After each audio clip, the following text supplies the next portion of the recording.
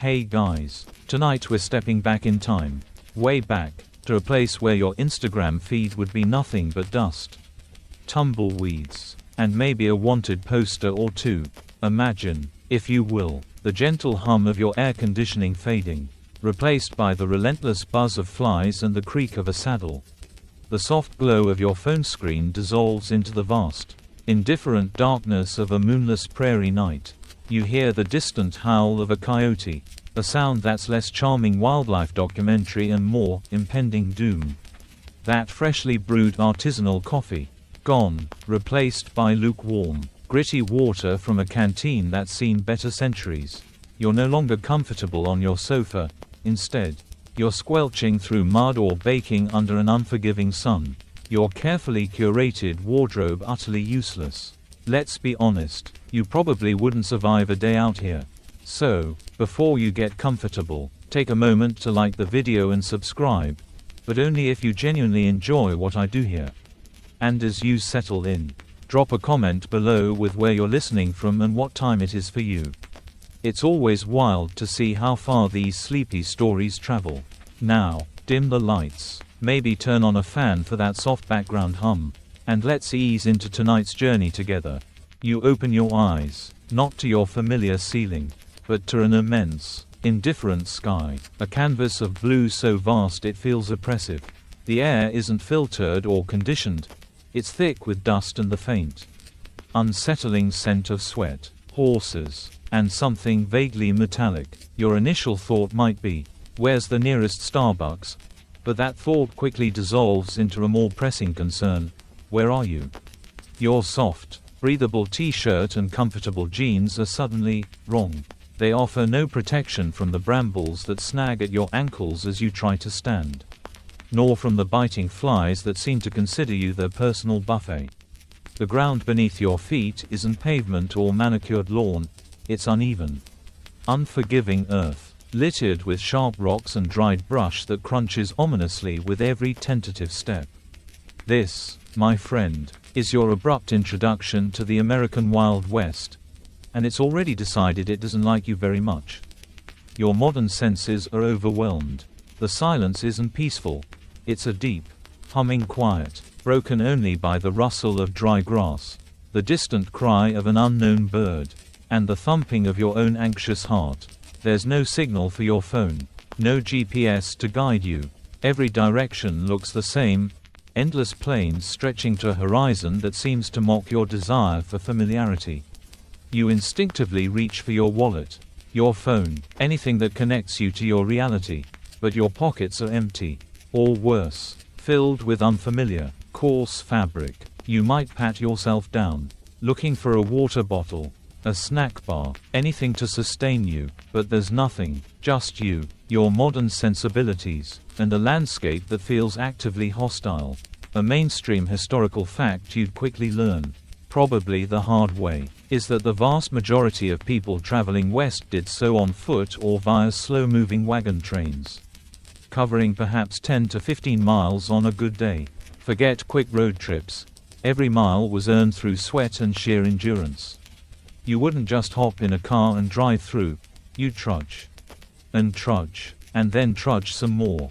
A quirky tidbit you might notice, if you weren't too busy trying not to trip over your own feet, is that some early settlers used buffalo chips, dried buffalo dung, for the uninitiated, as fuel for fires. Imagine gathering that for your evening meal. Suddenly, your camping trip bonfire might seem a little less rustic and a lot more convenient.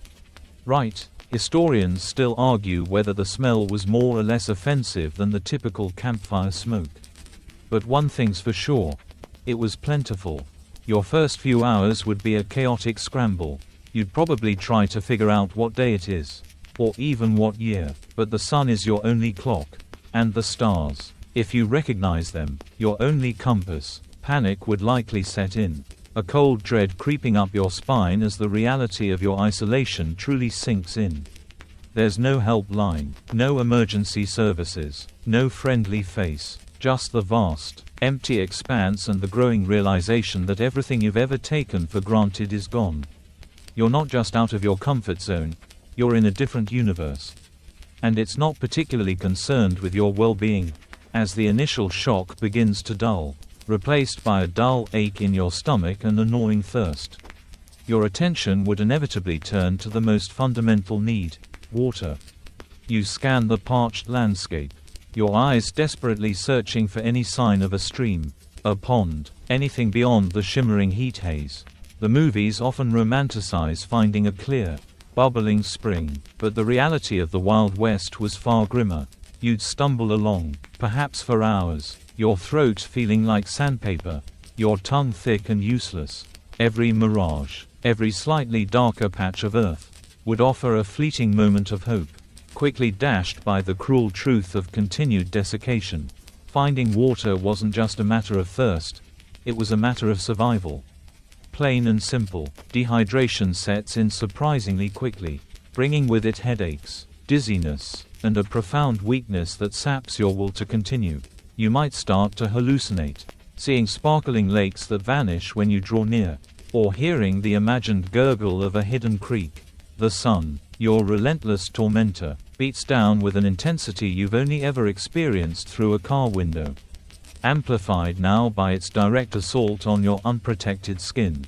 A mainstream historical fact you'd quickly learn about water in the West is that many early trails were literally defined by water sources.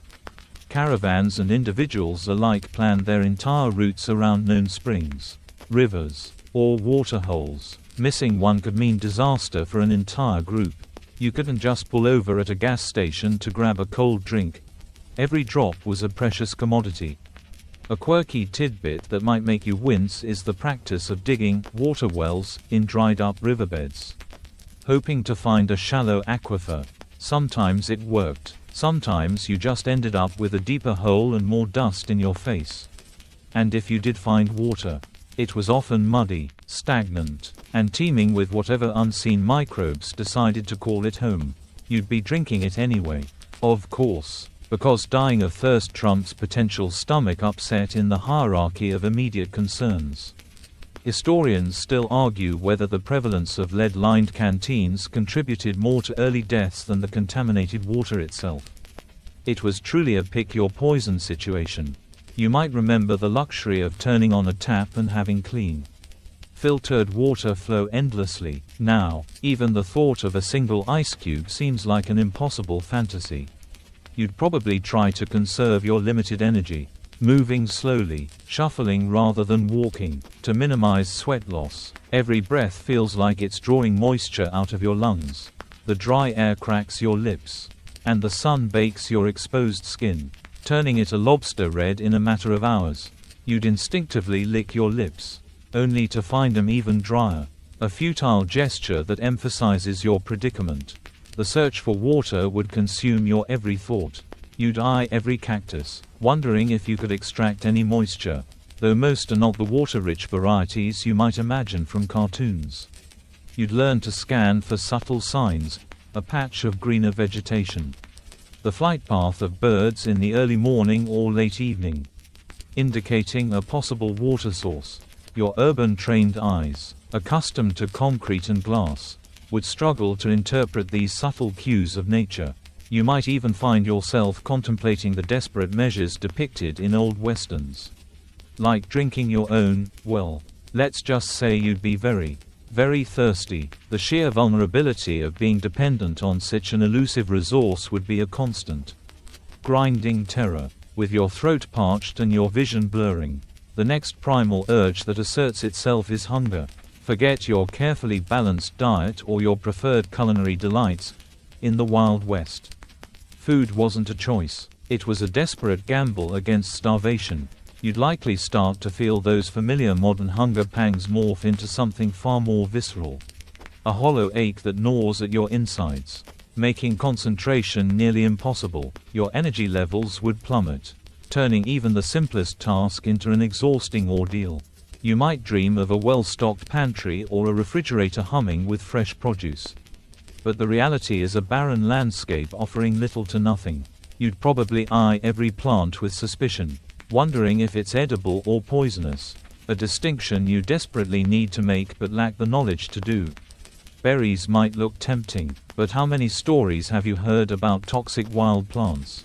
You'd quickly realize your foraging skills are non-existent, unless you count finding the back of the refrigerator. A mainstream historical fact about food in the Wild West is that the diet of settlers and travelers was incredibly monotonous and often unhealthy. Heavily reliant on cured meats, hardtack, a nearly indestructible biscuit, and dried beans.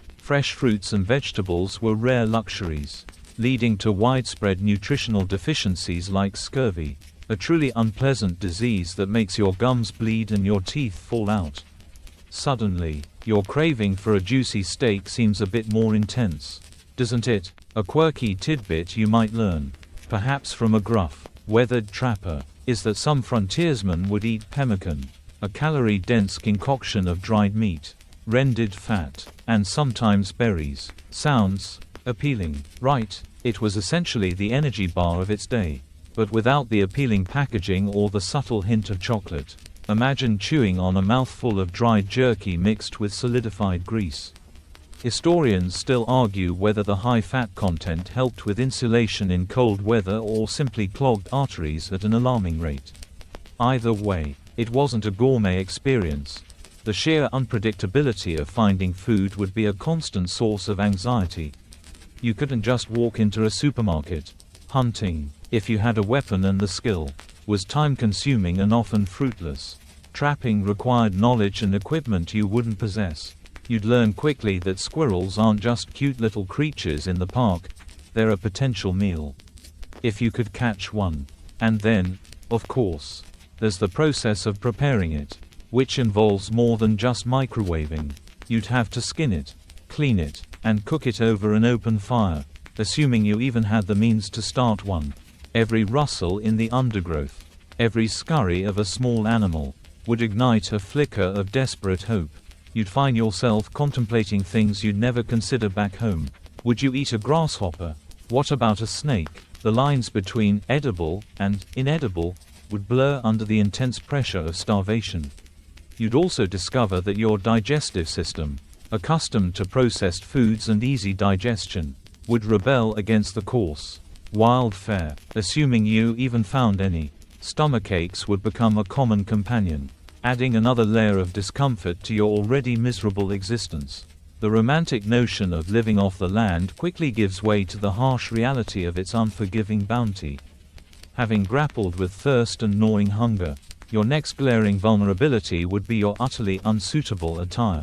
You might have arrived in your favorite athleisure wear, perhaps a trendy graphic tee and some comfortable sneakers. In the Wild West, these aren't just unfashionable, they're a death sentence. The thin fabric offers no protection against the relentless sun, the biting cold of the desert night, or the thorny vegetation that seems to sprout up everywhere. Your sneakers, perfect for a city sidewalk, would be shredded by rocks and thorns within hours, leaving your feet exposed and vulnerable to blisters, cuts, and infection. You'd quickly realize that fashion in the 1800s wasn't about trends, it was about function and survival. Imagine trudging through the wilderness in your skinny jeans. They'd restrict your movement, chafe your skin, and tear at the slightest snag. Your breathable, lightweight jacket, useless against a sudden cold snap or a torrential downpour. You'd probably find yourself shivering uncontrollably as the sun sets, or sweating profusely during the day. Your modern fabrics trapping heat rather than regulating it. A mainstream historical fact about clothing in the West is that practicality reigned supreme. With durable, often heavy fabrics like wool, denim, and canvas being the norm, these materials offered protection from the elements, abrasion, and even minor impacts. Hats weren't just a style statement, they were essential for sun protection. And sturdy boots were a necessity for navigating rugged terrain. You'd quickly realize why every Western movie character seems to be wearing the same drab, utilitarian outfits. A quirky tidbit you might observe is that many frontiersmen, especially those who spent a lot of time outdoors, often patched and repaired their clothing until it was literally falling apart. A new garment was a significant investment. So, that perfectly ripped pair of designer jeans you own. In the Wild West, It would just mean you were poor. Or really, really bad at mending. Historians still argue whether the invention of denim itself was more revolutionary for fashion or for practical, hard-wearing workwear, but its adoption in the West was certainly a game-changer for durability. Finding suitable attire would be an immediate, desperate need. You couldn't just pop into a department store. Trading posts were rare and often stocked only the most basic, high-priced goods. You'd be looking for heavy canvas trousers, a thick wool shirt, and crucially, sturdy leather boots. Without them, every step would be an agonizing test of endurance, your feet quickly becoming a source of debilitating pain. You'd see the cowboys and settlers with their wide-brimmed hats and heavy coats and realize they weren't just playing dress-up, they were dressed for survival. Your body, accustomed to climate control and soft fabrics, would rebel against the harshness of the wool, the stiffness of the canvas, and the constant friction. You might even find yourself attempting to improvise, perhaps wrapping scraps of cloth around your feet, a futile effort that would only delay the inevitable damage. The sheer discomfort of ill-fitting, inappropriate clothing would be a constant, chafing reminder of your utter unpreparedness, with your unsuitable clothing clinging uncomfortably and your feet aching. The setting sun would bring a new, immediate terror. Where would you spend the night? Your modern mind, accustomed to solid roofs and climate-controlled interiors, would suddenly confront the stark reality of exposure. The vast, open landscape that seemed indifferent during the day would transform into a looming, dangerous presence as darkness fell. There are no hotels, no motels, not even a convenient Airbnb out here. Your only options are what you can find or what you can build. And neither comes easily. You'd quickly learn that the Wild West isn't just about harsh sun, it's also about bitterly cold nights. Especially in the desert or at higher altitudes. Without proper shelter, hypothermia becomes a very real threat, even in what might seem like a temperate climate during the day. You'd feel the temperature drop rapidly, the warm air of the afternoon bleeding away, replaced by a biting chill that seeps into your bones. Every rustle of leaves, every distant howl, would amplify your sense of vulnerability, making you acutely aware that you are very low on the food chain out here. A mainstream historical fact you'd grasp quickly is that shelter for early pioneers and travelers was often improvised, dugouts carved into hillsides, crude lean-tos, or simply sleeping under the wagon. Permanent structures were a luxury earned through immense labor and time. You couldn't just pitch a tent from Ray. You'd be scrabbling together branches or huddling against a rock face, praying for morning. A quirky tidbit you might encounter, if you were lucky enough to stumble upon a more experienced frontiersman, is the hogan, a traditional Navajo dwelling often made of logs and earth, designed to be cool in summer and warm in winter. While you wouldn't be building one yourself, the sheer ingenuity of adapting to the environment would be striking. Imagine trying to explain insulated windows and central heating to someone who spent their life crafting shelters from mud and sticks. Historians still debate whether the hogan's circular design was primarily for structural integrity or had deeper spiritual significance. But its effectiveness as a shelter was undeniable. Your modern fear of bugs would escalate into outright terror. Spiders, scorpions, snakes, they all seek warmth and shelter, often in the very places you might try to huddle for protection. You'd find yourself constantly scanning the ground before you sat or lay down. A new, primal instinct for self-preservation kicking in. The thought of a venomous bite in the middle of nowhere, with no medical attention, would send shivers down your spine. Building even a rudimentary shelter would prove challenging. Your hands, accustomed to keyboards and touchscreens, would quickly blister from handling rough wood or sharp stones. You'd struggle to start a fire, lacking matches or the skill to use a flint and steel. And even if you managed to get a small fire going, it would offer little comfort against the vastness of the night or the pervasive chill.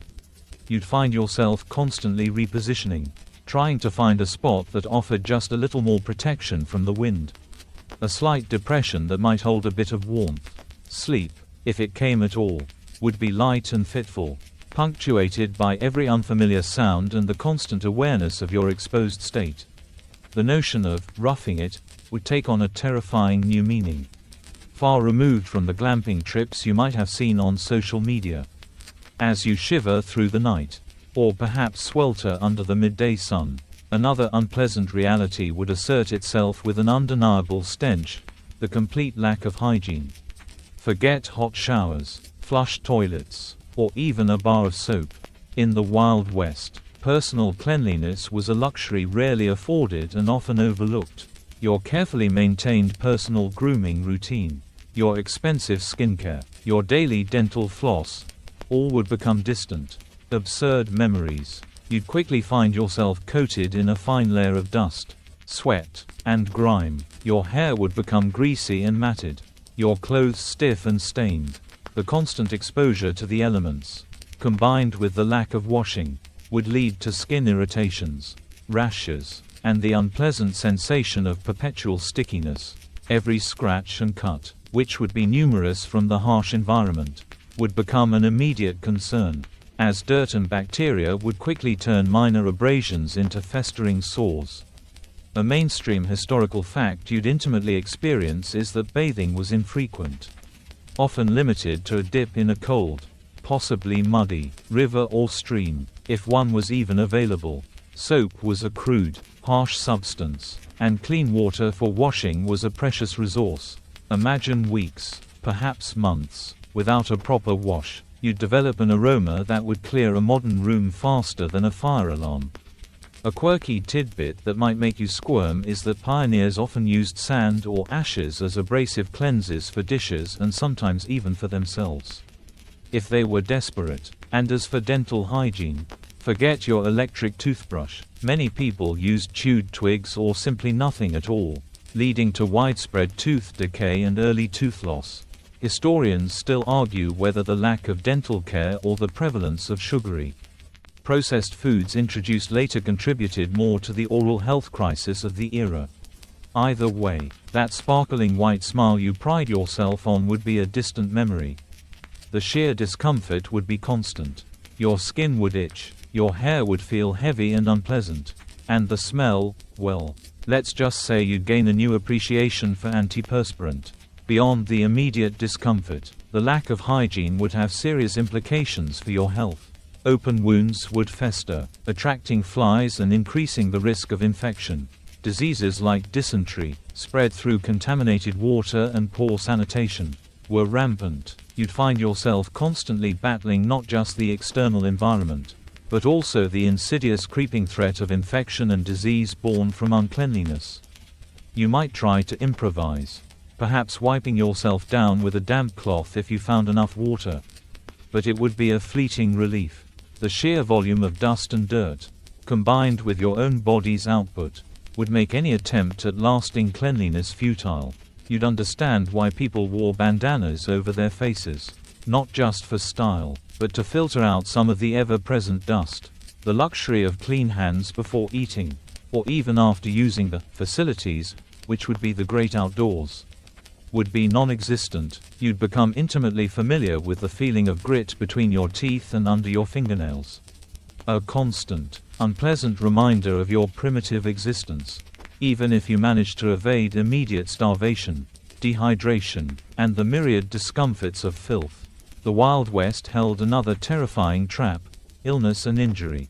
Your modern immune system, coddled by vaccinations and antibiotics, would be completely unprepared for the onslaught of frontier ailments.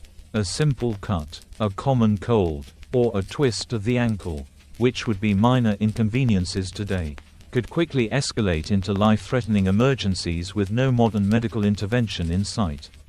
Imagine twisting your ankle while traversing uneven terrain. Back home, it's an X-ray, some ice, and a few days off your feet.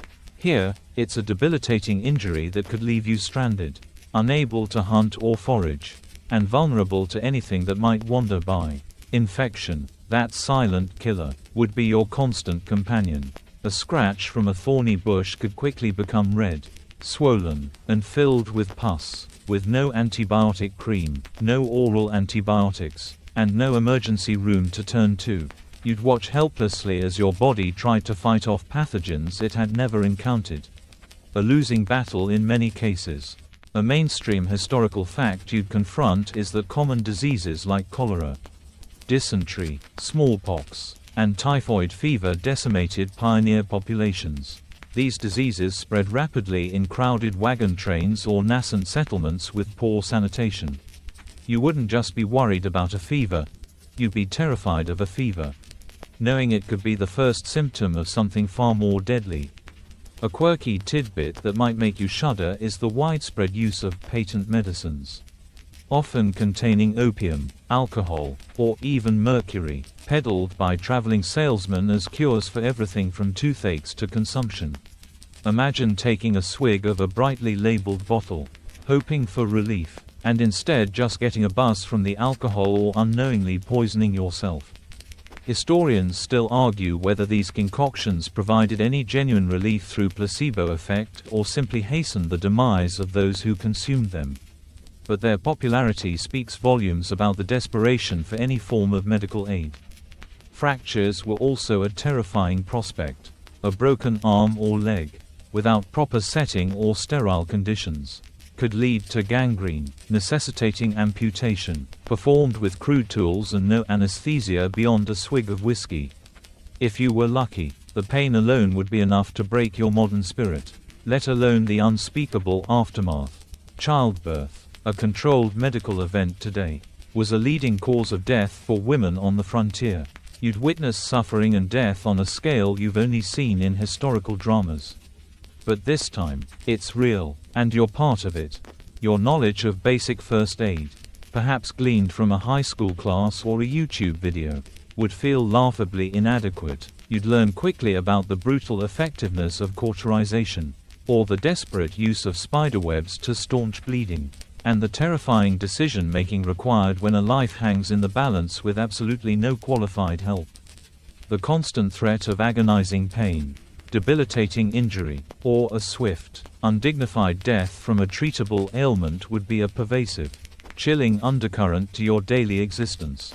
Beyond the immediate threats of nature and disease, the Wild West presented another terrifying absence: reliable law and order. Forget 911, police departments, or even a basic court system.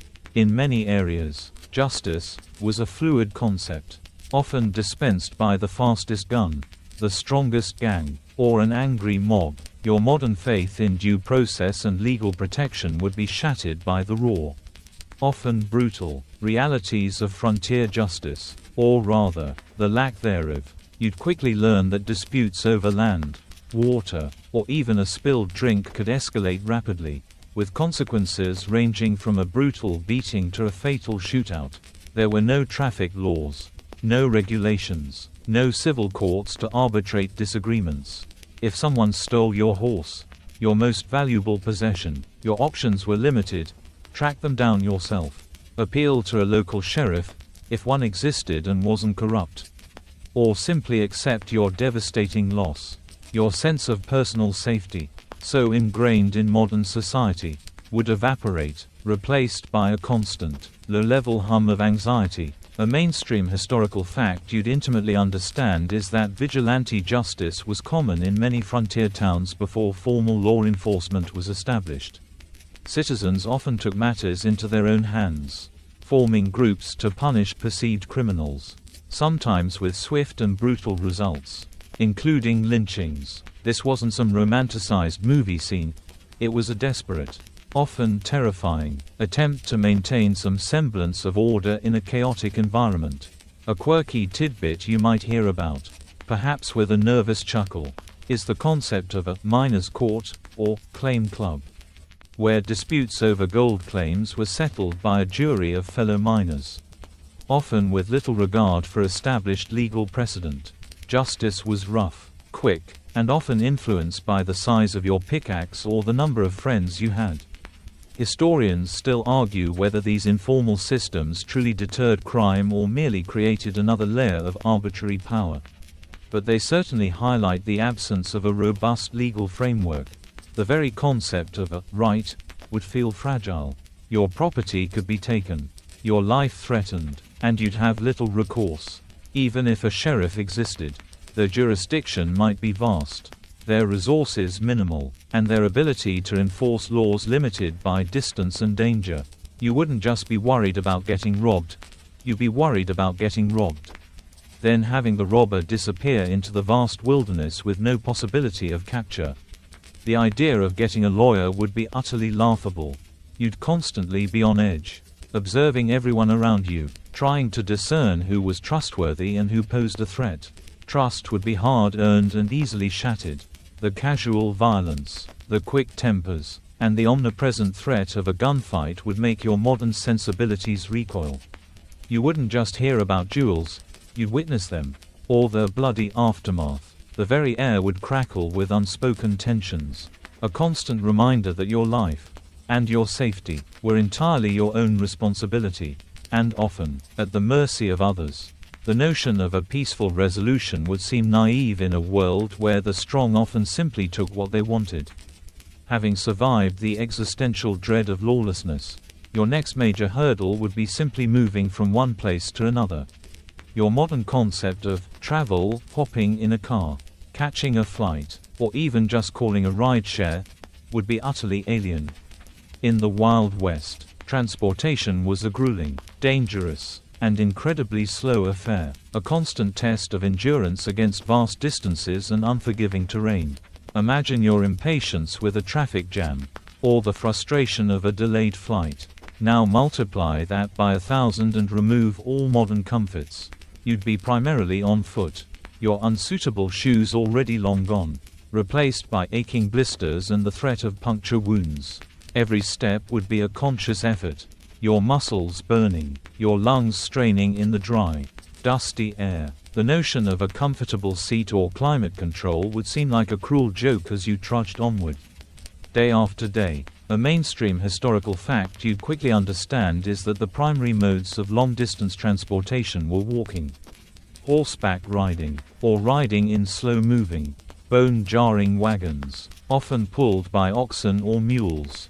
These wagons rarely averaged more than 15 to 20 miles a day, meaning a journey of a few hundred miles could take weeks, or even months. Forget packing light.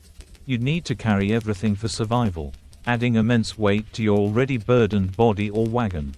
A quirky tidbit that might make you appreciate modern shock absorbers is that wagon travel was notoriously rough. Passengers often chose to walk alongside the wagons for much of the day just to escape the constant jarring and shaking, which could lead to severe back pain, headaches, and even internal injuries. Imagine the constant jolt and rattle, with no padded seats, no suspension, just hard wood and iron wheels grinding over uneven ground. Historians still argue whether the invention of the spring-mounted seat provided genuine comfort or merely a psychological illusion of it during these arduous journeys. If you were fortunate enough to acquire a horse, that came with its own set of challenges. Learning to ride properly takes time and skill, neither of which you would possess initially.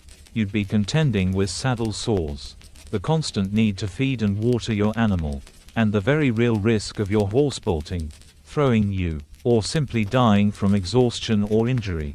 A broken leg for your horse meant you were back on foot, potentially in the middle of nowhere. Crossing rivers without bridges was another perilous endeavor, involving dangerous fords or makeshift ferries. Mountain passes meant treacherous climbs and descents, often in extreme weather. Every mile gained would feel like a monumental victory, hard won against the sheer indifference of the landscape. The exhaustion would be profound, a deep weariness that settles not just in your muscles but in your very spirit. Your modern concept of time, where you can traverse continents in hours, would be utterly obliterated by the grinding slowness of Wild West travel. Having wrestled with the monumental task of simply getting anywhere, you then face the profound isolation born from the near-total absence of communication. Your smartphone, that magical device connecting you instantly to anyone, anywhere, would be a useless brick. Forget texts, emails, video calls, or even a simple landline. In the Wild West, reaching out to friends or family hundreds or thousands of miles away was an arduous, often impossible, undertaking. Imagine the sheer emotional toll. That quick call to check in, that instant message sharing a fleeting thought, gone. You'd be cut off, truly alone, with no way of knowing if your loved ones were safe, or even alive. The silence would become deafening, punctuated only by your own thoughts and the sounds of the immediate environment. News from the outside world would arrive weeks or months late, if at all, often garbled or wildly inaccurate. A mainstream historical fact you'd intimately understand is that long-distance communication relied on slow and unreliable methods, handwritten letters carried by infrequent stagecoach or pony express. Or later, the telegraph, which was expensive and not widely available in remote areas. A letter could take months to reach its destination. If it wasn't lost, stolen, or damaged along the way, your concept of urgent communication would be entirely redefined. A quirky tidbit that might surprise you is that some settlers developed their own forms of visual communication. Like smoke signals, though primarily used by Native American tribes, or even flag signals. For short distances between homesteads. Imagine trying to explain your current predicament with a series of improvised flag waves. Historians still argue whether the development of these non-verbal systems fostered tighter community bonds or simply highlighted the desperation for any form of connection in an isolating world. The lack of instant information would extend beyond personal contact. There would be no news updates, no weather forecasts, no instant alerts about dangers or opportunities.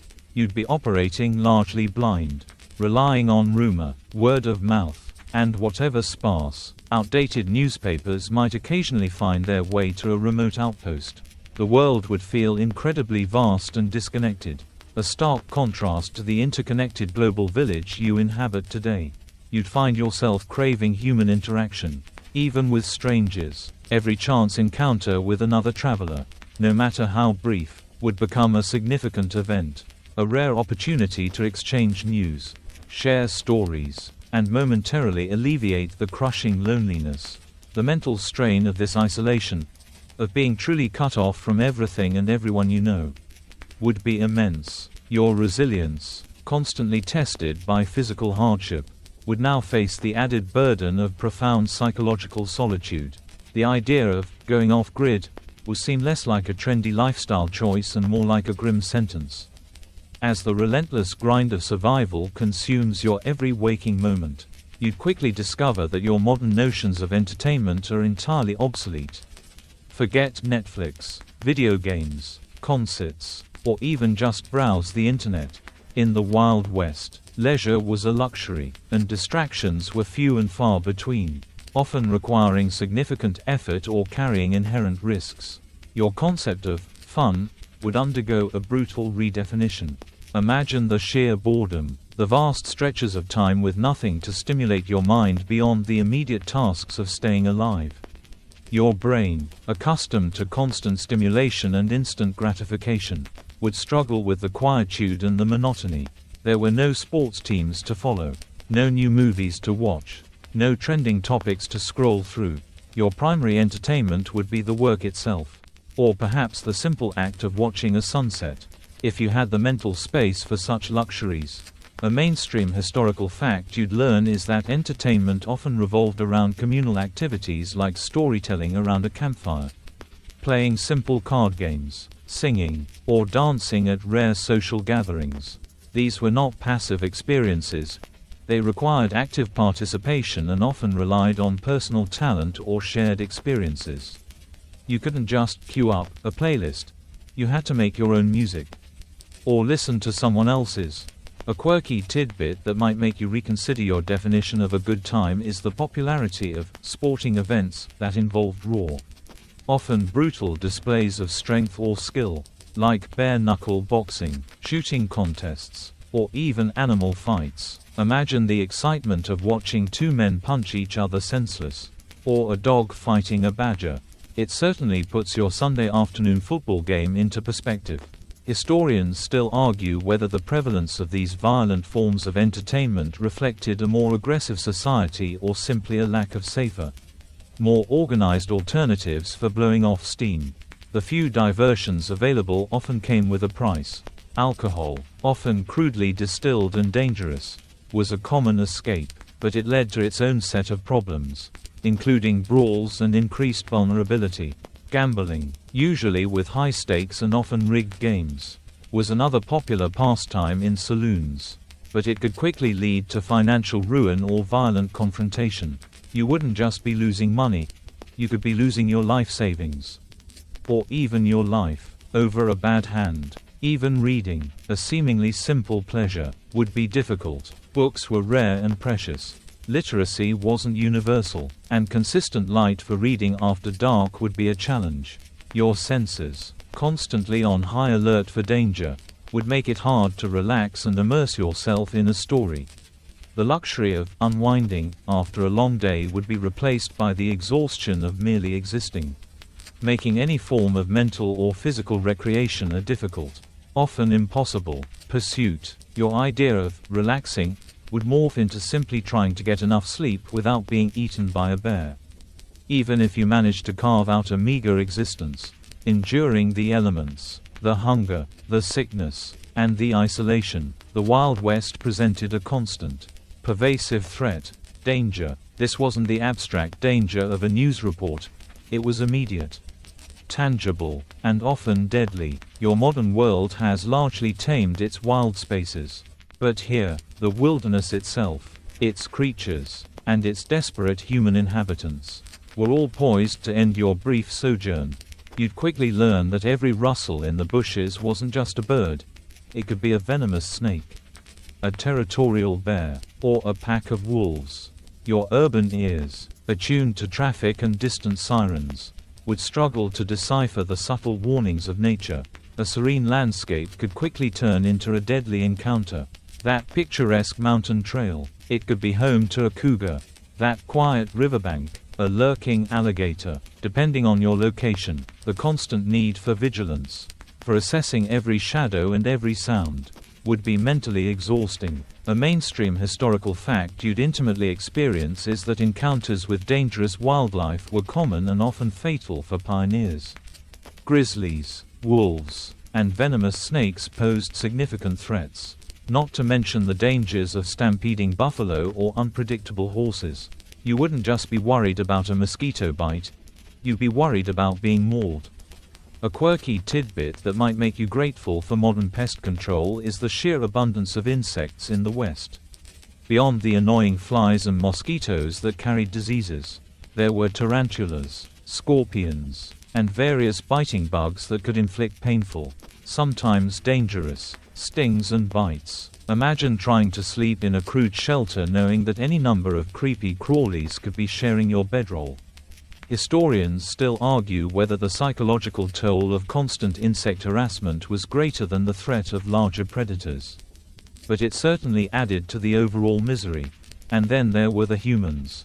The Wild West was a magnet for those seeking a new start, but also for outlaws, desperados, and individuals driven to desperate acts by hardship.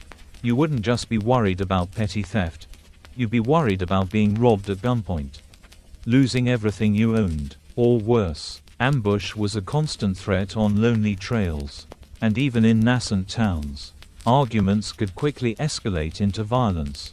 Interactions with Native American tribes, often romanticized in fiction, were complex and frequently fraught with tension, misunderstanding, and conflict, depending on the tribe, the region, and the specific historical period. These encounters could range from peaceful trade to deadly skirmishes. You wouldn't have the benefit of hindsight or cultural understanding, only the immediate, often terrifying, reality of the moment. The constant, low-level hum of fear would be your new baseline emotion. Every shadow, every distant sound, every approaching stranger, would trigger an immediate fight or flight response. A primal instinct that your modern life has dulled, but the Wild West would quickly reawaken. You would realize that in this world, trust was a luxury, and danger, a constant companion. Having navigated the myriad physical dangers and the constant threat of violence, you then encounter another brutal reality of the Wild West, the precariousness of economic survival. Forget stable jobs, regular paychecks, or retirement plans. Making a living here was a high-stakes gamble. often requiring immense physical labor, significant risk, and a healthy dose of pure luck. Your modern financial literacy, steeped in stocks, bonds, and credit scores, would be utterly useless. Imagine the absence of a safety net. No unemployment benefits, no social security, no disability insurance. If you couldn't work, you didn't eat. Your skills, perhaps in marketing, tech, or customer service, would be utterly without value in a world that primarily needed strong backs, skilled hands, and resilient spirits. You'd find yourself utterly unqualified for most available work, which typically involved grueling manual labor in mining, ranching, farming, or logging. A mainstream historical fact you'd quickly learn is that economic opportunities in the West, while promising the chance for riches, will often boom or bust. The gold rushes, for instance, created immense wealth for a tiny minority, but left countless others impoverished and disillusioned. Farming was dependent on fickle weather, and ranching on the health of your herd and the volatility of markets. You weren't just investing your money, you were investing your entire existence. A quirky tidbit that might make you reconsider your entrepreneurial dreams is the sheer number of failed businesses. Many entrepreneurs on the frontier opened general stores, saloons, or blacksmith shops, only to go bankrupt due to lack of customers, bad debt, or simply the harsh economic realities of a sparsely populated region. Imagine putting your life savings into a general store in a town that might become a ghost town in a year. Historians still argue whether the American dream of the West was more about genuine opportunity or simply a powerful myth that drew countless individuals to their ruin. The concept of fair wages would be foreign. You'd work for meager pay, often in dangerous conditions, with no labor laws to protect you.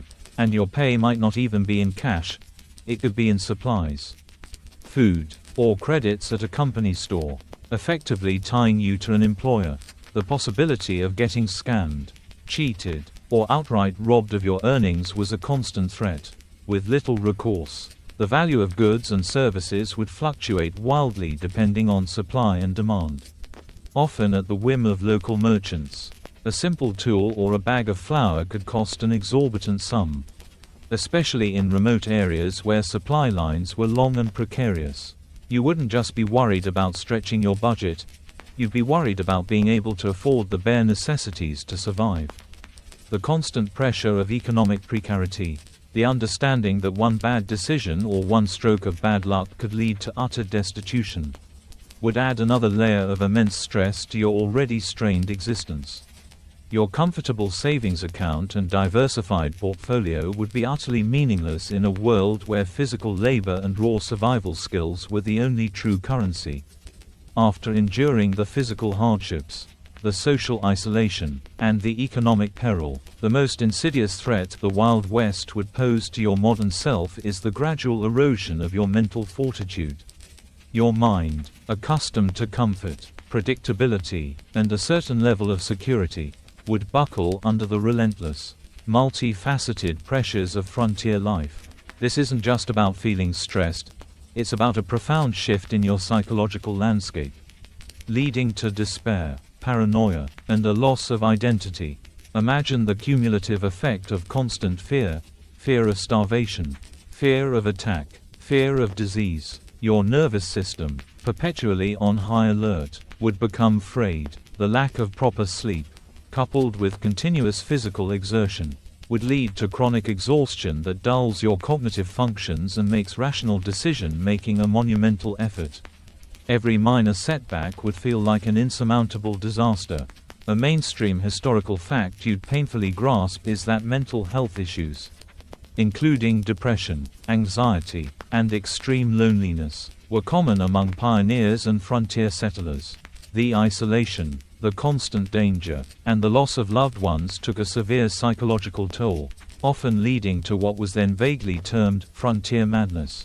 There were no therapists, no support groups, and often no understanding of what you were experiencing. A quirky tidbit that might make you appreciate modern architecture is the concept of cabin fever, a term describing the psychological distress experienced from being confined for long periods. especially in remote, isolated dwellings during harsh winters. Imagine being trapped in a tiny, crude cabin for months, with the same few faces. Or worse, no faces at all, while blizzards rage outside. Historians still argue whether the increased prevalence of spiritual revivalism on the frontier was a genuine religious awakening or a coping mechanism for the immense psychological stress and loneliness. The sheer monotony of the daily struggle, combined with the lack of intellectual stimulation, would numb your mind. Your creativity, your curiosity, your very personality would begin to recede, replaced by a singular focus on survival. The sophisticated internal monologue you're used to, the intricate thoughts and complex emotions, might simplify into basic needs and fears. You might find yourself withdrawing, becoming quiet, or even irritable and prone to sudden outbursts. A shadow of your former self. The absence of any familiar comforts, your favorite foods, your preferred music, your comfortable bed, would contribute to a pervasive sense of loss and longing. You'd constantly compare your current misery to your past life, a comparison that would only deepen your despair. Trust, as you learned in the previous section, would be a rare and fragile commodity, leading to a pervasive paranoia about everyone you encountered. You'd find yourself questioning motives, constantly on guard, unable to relax even in the presence of others.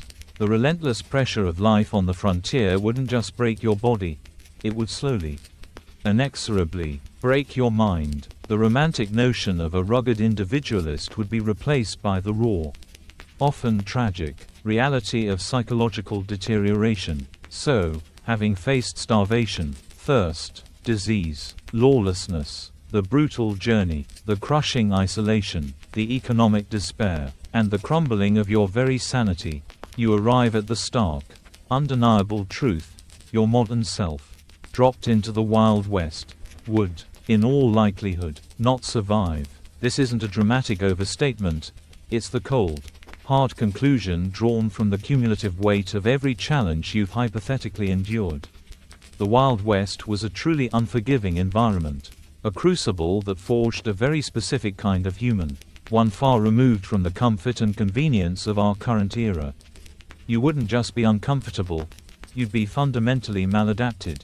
Your soft hands would blister, your uncalloused feet would be shredded, your delicate digestive system would revolt, the smallest cut would fester, the common cold could become pneumonia, and a simple sprain could leave you utterly helpless.